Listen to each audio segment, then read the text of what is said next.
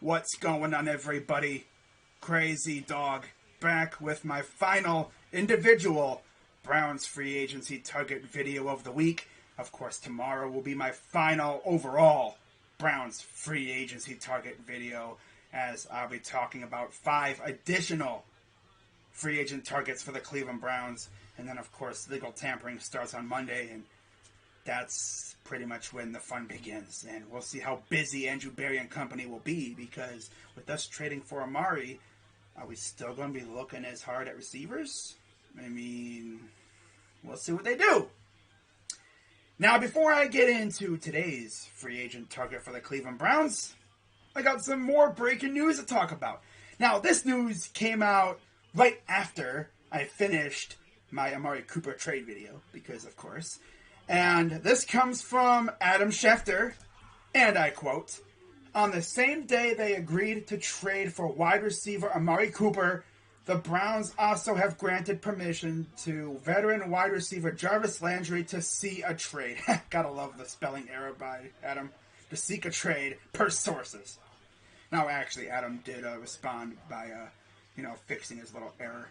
He put seek in the replies with a little apostrophe thing, a little asterisk. That's why I think Twitter needs a spell check button or something. An edit button. Twitter really needs an edit button. But if you add an edit button, you gotta put limitations on it, because people be fixing their tweets from years ago. Saying, "I never said that." Come on now. There's gotta be like a limit or something you gotta put on that. But, Jarvis Landry. I know he said that he wants to remain with the Browns, and I love that. But not at that contract number. That contract is rather large, and we're already bringing in Amari Cooper, who also has a pretty large contract. Not to mention, we're allocating $20 million to 2 tight ends, one of which can barely stay on his feet when he catches the ball. By the way, we now get to chant "Coop" and "Hoop." And you gotta take a poop.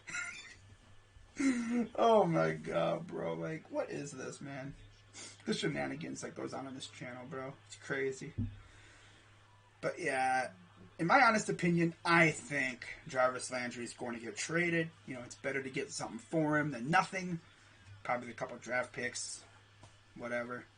But we'll see what happens. Maybe when it's all said and done, maybe Jarvis takes a pay cut or something. Maybe we give him an extension to spread that money out a little bit. And he sticks around. And he gets to play with Amari and DPJ and Schwartz and company. And yeah, we'll see what happens. Now, getting into today's free agent target for the Cleveland Browns, I am staying on the defensive side of the ball. Now, if you've watched these videos this week, you should already know the positions of need for the Browns. It's wide receiver, which I've already talked about. Speaking of which, with us going after Amari, does that pretty much take us out of the running for Allen Robinson? Or is Andrew Berry going to be that savage that he trades for Amari and then signs A-Rob or something? I could see us signing a couple receivers, but they're not going to be big names. Like Russell Gage or something. I could see that. Maybe we bring back Higgins again. Who knows? But today's free agent target for the Cleveland Browns is former San Francisco 49ers defensive lineman DJ Jones. Now, looking at his background information, he's 27 years old. He just turned 27 in January. And he was drafted by the San Francisco 49ers in the 6th round, 198th overall. One pick away from that magical 199th overall pick. Crazy. In 2017. And he went to college at East Mississippi Community College. And then Ole Miss. So, yeah, he's still on like the prime years, Again, I think he would fit in the timeline, and he would definitely give this defensive line some depth that it really, really needs. I could see Andrew Berry being very aggressive on the D-line side of things and free agency and stuff, especially if Clowney's not coming back. But, yeah, man, this would be nice.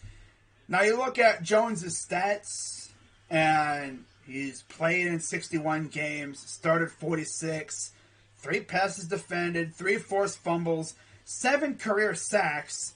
His best year was 2020 where he had 3 sacks, so not much going on there.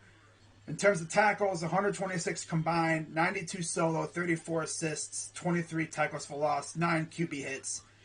So he was essentially like a second or two shy away from getting 9 more sacks. Because QB hits mean like you're right there and the quarterback just got rid of the ball in time to avoid the sack. But yeah, I wouldn't mind DJ Jones for the right price. He'd be a good depth addition for the Browns defensive line, considering we really don't have much there, you know. But yeah, we'll see what happens with that now. But let me know what you guys think down in the comments down below. Keeping this video short and sweet for you. Again, be sure to check out my Amari Cooper trade video, get my thoughts on that. And then, of course, as I mentioned before, I will be live tonight for the Cavs and doubles, where hopefully we can bounce back after a tough loss, where we look good at times, but when we would start hitting our shots, the Heat just would not miss. Like, you could tell we were missing some guys. No Levert again tonight, I heard. Markkanen's hurting a little bit. We'll see if he plays. But, like, we, of course, don't have Jared Allen or Colin Sexton, of course. But yeah, guys, be sure to hit the like button, subscribe, hit that bell, all that great stuff. And I'll see you guys tonight. With that being said, I'm Crazy Dog. Let's go Browns. And I'm out.